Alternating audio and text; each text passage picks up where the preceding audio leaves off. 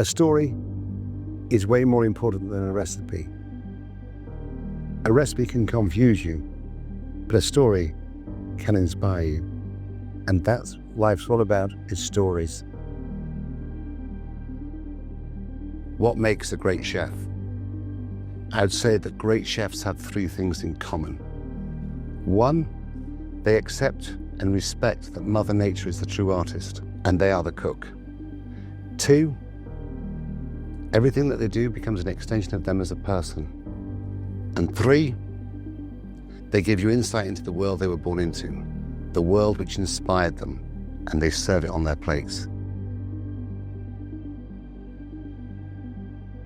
I think what's important is when you open a restaurant is to ask yourself the simplest of questions. Why do people go to restaurants? I suppose most people would say, for the food. I disagree with that. I think the most important aspect of any restaurant is the environment you sit in. Because if you don't feel comfortable, you're not going back. And then secondly, I believe that service is more important than food. So ambiance and service, and then the food, to a standard at a price point. I think I've been to many restaurants around the world which are Michelin starred. And the truth is, the food's all very technical and very nice. But do I want to sit in that environment? So I think we're in the business of selling a night out. We're in the business of selling fun. I think it's that simple.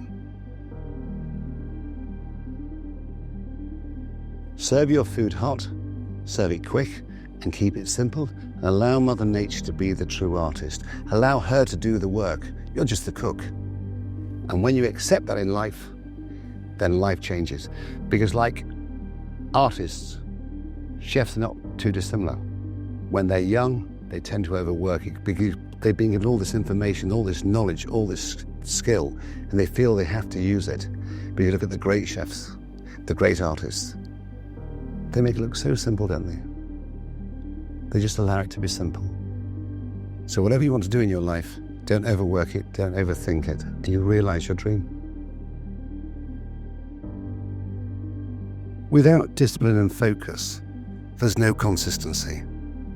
At whatever level, whether you have a burger chain, whether you have a 3-star Michelin, whether you have a steakhouse, you have to stay focused and disciplined to retain consistency. The name above the door is not enough.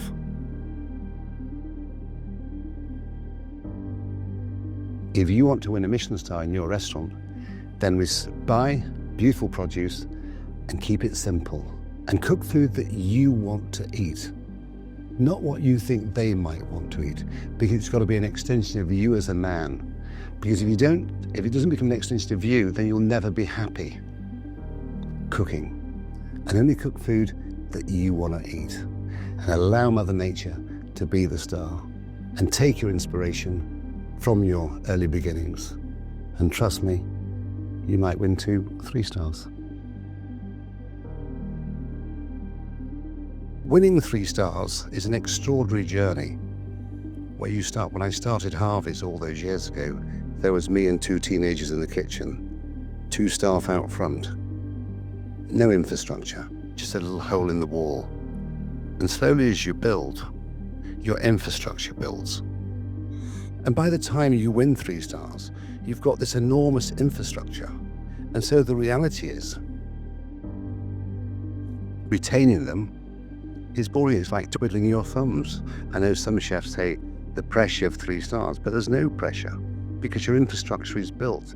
You don't really change your menu when you win 3 stars because people are coming for those specialities, so you just churn them out day in, day out, day in, day out.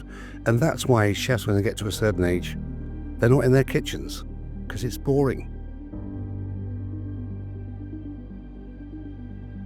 If you have a dream, a vision, a fantasy, whatever you want to call it, then you have a duty and a responsibility to yourself to make it come true.